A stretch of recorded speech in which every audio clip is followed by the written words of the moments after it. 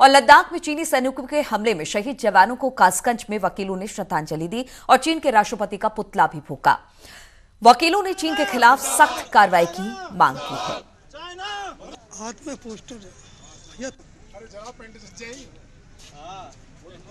China के राष्ट्रपति Xi Jinping का पोस्टर फूंका गया है आज। यहाँ अधिवक्ताओं ने जो हमारे 20 सैनिक शहीद हुए हैं उनको श्रद्धांजलि दी, 2 मिनट का मौन धारण किया, उसके बाद आक्रोश व्यक्त किया।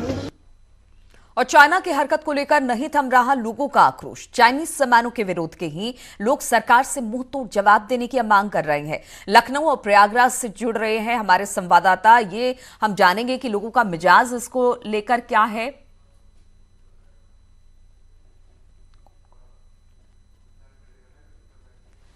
और बातचीत करने के लिए रंजना इस वक्त लखनऊ से है, सर्वेश हमारे साथ प्रयागराज से जुड़ रही हैं। रंजना, पहले तो आप ही से जानेंगे, जिस तरह से चाइना को लेकर अब लगातार विरोध हो रहा है, लोग सड़कों पर उतर आए हैं और उनका कहना है कि सरहद पर तो हम बदला लेंगे ही, लेकिन कहीं ना कहीं आर्थिक रूप से भी कमजोर चाइना को करना पड़ेगा। जो हमारा मार्केट है, बाजार है, जहां पर चाइनीज सामान मिलते हैं, उसका पूर्ण रूप से बहिष्कार होना चाहिए और लगातार सरकार से यही मांग लोगों की।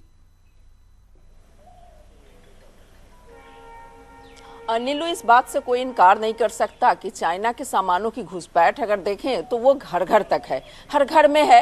यही कारण है कि लोग, आम जनता भी इसका विरोध कर रही है और सड़कों पे उतर गई है, क्योंकि सबको पता है कि ये चाइना का सामान है और हम लोग यूज कर रहे हैं। तो इस सामान को घर से बाहर कैसे किया जाए, इसका कैसे, यही कारण है विरोध प्रदर्शन का, कि जो सरकार पे प्रेशर बनाने की एक कोशिश है लोगों की कि जो आर्थिक रूप से कमजोर किया जाए। इतना बड़ा बाजार जो चाइना का है भारत में, आखिरकार जब यहाँ आर्थिक नाकेबंदी होगी तो उसका असर भारत और चीन के रिलेशन पे भी पड़ेगा। तो यही कारण है कि लोग जो है बिल्कुल आक्रोशित हैं।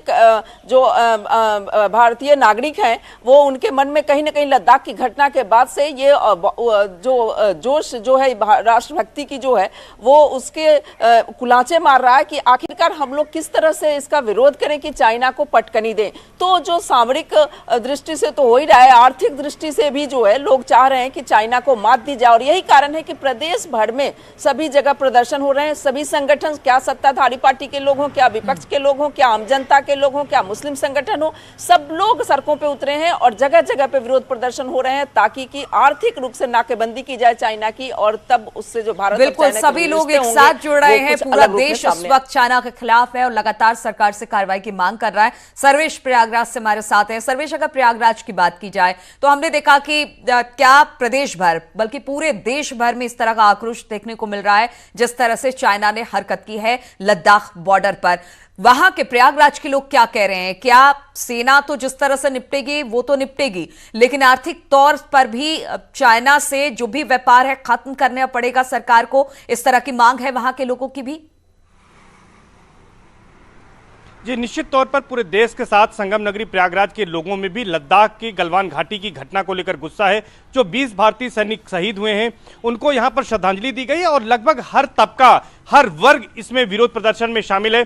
चाहे वो इलाहाबाद हाईकोर्ट के वकील रहे हों, विपक्षी पार्टियां रही हों, सत्ता दल रहा हो, सत्ताधारी दल रहा हो, या सामाजिक कार्यकर्ता रहे हों, सामाजिक संगठन रहे हों, और यहां तक कि साधु संतों ने भी चीन की इस कायरतापूर्ण घटना का विरोध किया है। अखिल भारतीय अखाड़ा परिषद ने तो यहां तक कहा है कि हमारी देश की सीमाएं चीन से मुकाबला करने में सक्षम है, लेकिन अगर जरूरत पड़ी तो जो नागा सन्यासी हैं लाखों की संख्या में, वो अगर सरकार इशारा करती है तो वो चीन से 2-2 हाथ करने के लिए तैयार हैं और सीमा पर जाएंगे।